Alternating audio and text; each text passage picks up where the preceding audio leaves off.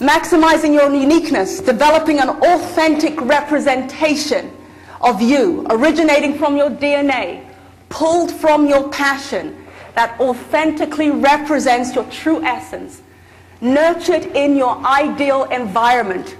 Each one of us has an environment where we will ideally flourish. Do we know what that is? And I'll talk a little bit more about it, creating your own ideal environment, which influences and attracts your most perfect client, partners, significant others, friends, supporters. Standing in your true essence, maximizing who you are. Every human being is a handcrafted, custom-made work of art. Absolutely uniquely you. Unique DNA. You've got a unique heartbeat, unique thumbprint, fingerprint, voice print. Even if you shared your mother's womb with a sibling, you are unique.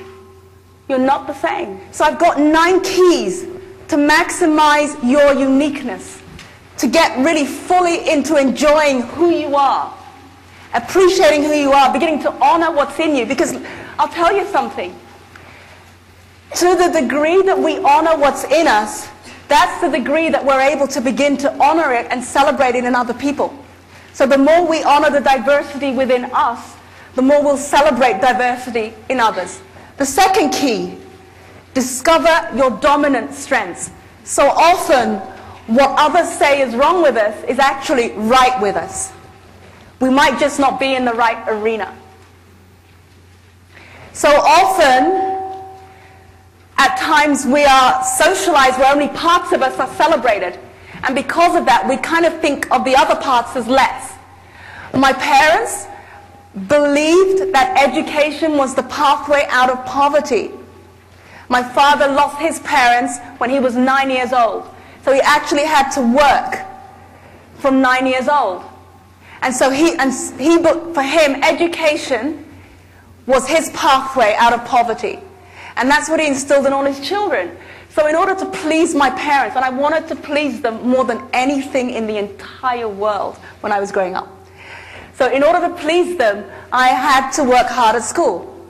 Now, thank God, I had an aptitude and a love of learning.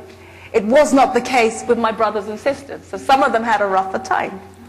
But for me, I loved to learn, and that was my pathway for their approval. Now, the consequence of that for me was I hardly got to play. And I didn't even know I was missing anything, because I was always studying and reading and studying and reading. So that part got developed, and I was totally self-motivated there. But there's so much more.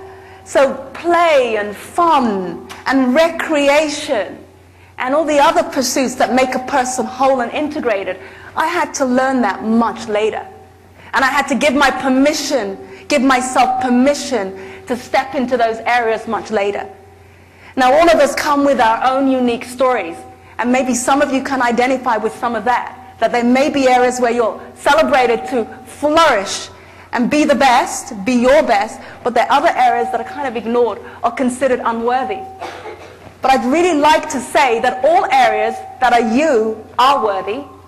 You have worth and value.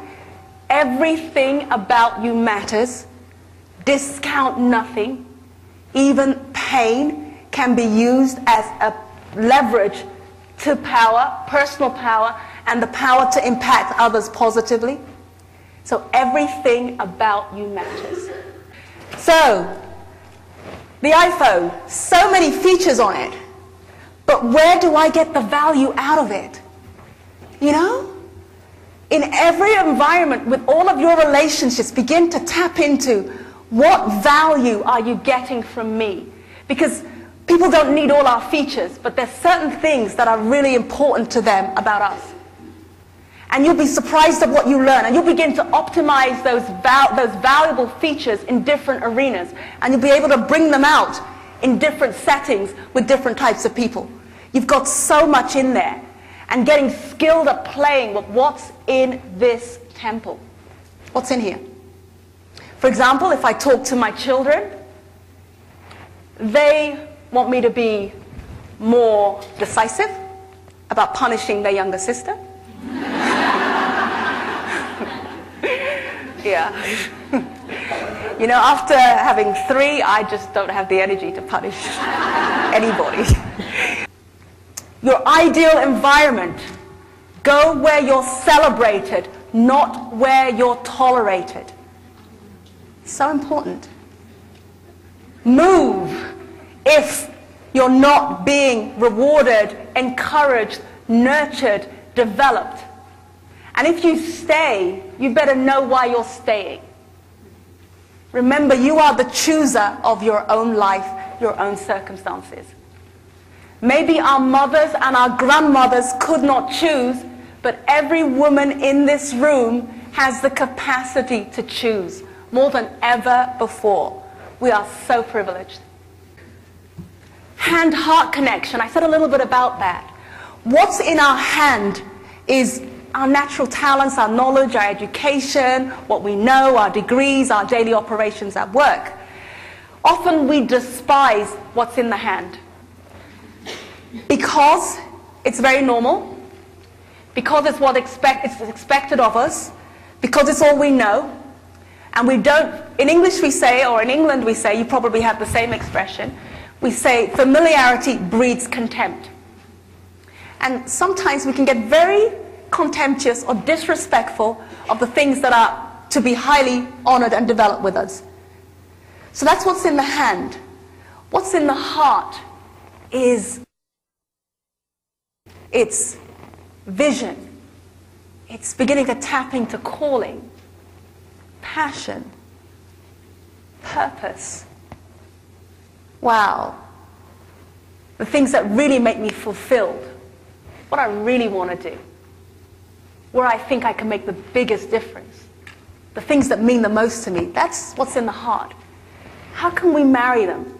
And you know what? It's not that hard, because what's in the hand has been designed to get us what's in the heart. But we've got to bring them out and use what's in the hand to get us what's in the heart. Take it from mind and heart to matter. Love what you do. Stay passionate. Live out of your heart. Put your life where your heart is. Let love be part of your everyday life. Loving your life. It's yours. Getting the driving seat. And find out what you'll need to do to start loving it even more. You've got one. At this moment, you've got one. This is all it is. So, I might as well make it the most sacred, enjoyable, beautiful place on earth. Because you can't get away from it. Have fun. What makes you furious? This is how to tap into passion. What fulfills you? What do you find fun? Where are you fruitful? What are the things you do that naturally just work for you? They work so well, you think it's normal, it must work for everybody else. But it's not true. It's your area of fruitfulness. What's that for all of us? And I'm talking from the mundane to the elaborate. Again, everything about you matters. Discount nothing. You have worth and value. And as we begin to honor and value ourselves more, do you know what happens? Other people begin to value us more. It's pretty amazing.